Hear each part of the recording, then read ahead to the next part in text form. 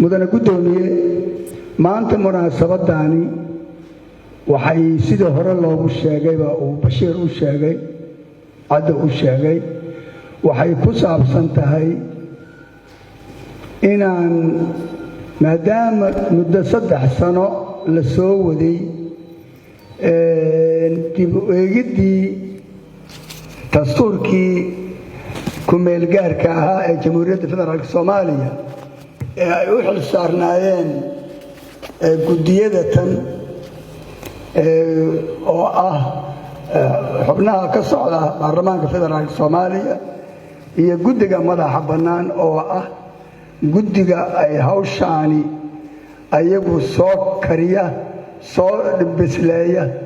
ka bacdina u soo gudbiya guddigan la socodka muddo markii la shaqeynayay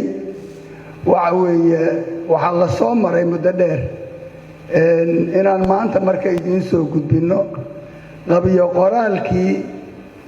laga sameeyay muddadii la soo waday dib u eegidda dastuurka ee ahayd 17kii maxaa 18kii iyo 2019kii hawshii la soo hayay oo gabagaba ah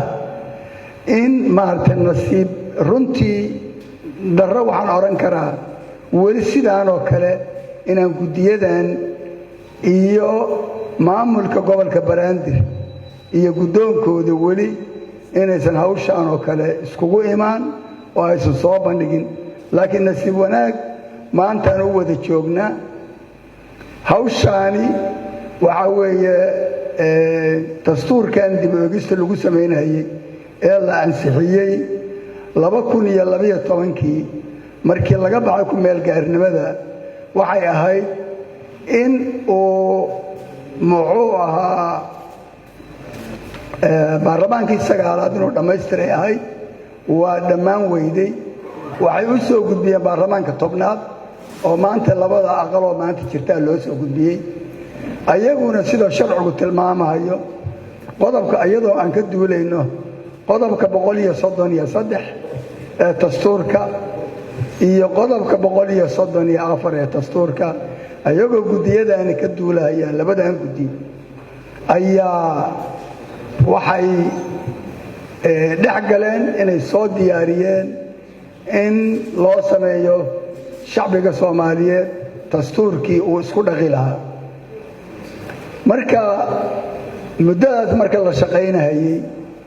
wixii ka soo baxay aragtiyadii ka soo baxay oo aanu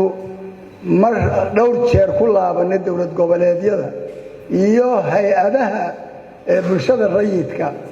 ee dalka oo dhan intii laga gaaray wixii ka soo baxay baa dib loo soo diyaariyay maanta waxaan nasiib u yeelateen wixii soo aruuray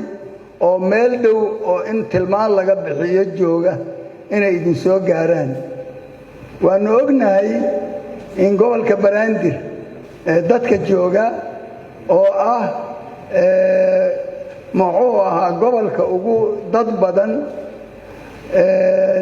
ama markii dhowr dawlad goboleed la isku daro dadkiisu uu ka badan yahay haddana weli inaysan runtii meeqaamkii magaaladan Muqdisho iyo magaaladan iyo gobolka Banaadir weli inaysan helin ayadoo aan ogsoonahay waxaanu aan ku qasbanaanay inaan idin hor keenno in maaragtay taladiinii hadda loo baahan yahay maadaama aan u soconno haddii ilaahay idmo bisha soo socota ee abriil bilowgeeda kalfadhiga 7aad ee baarlamaanka Federaalka Soomaaliya sida u qorshaysan waxa la bilaabayaa doodii wax ku daridda iyo sidii loo ansixin lahaa dastuurkan Jamhuuriyadda Federaalka Soomaaliya ayaa doodiisa la galaya marka inaan adinka marka maanta idin soo hormarino si muddadaas hartay ee ah labada bisha hartay aan iraado ee ka horeysa abriil waa bisha maarso inaad bishaas adunkuna xoog ka faa'iideysataan annagoo idiin soo koobnay qoraalladii dokumentiyadii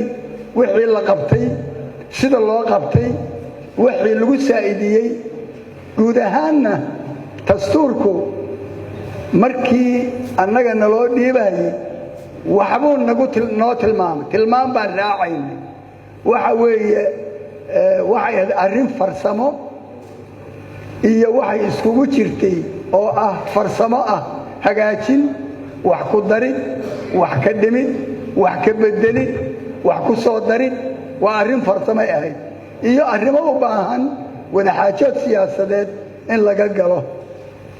sida ay tilmaamayaan qodobada 54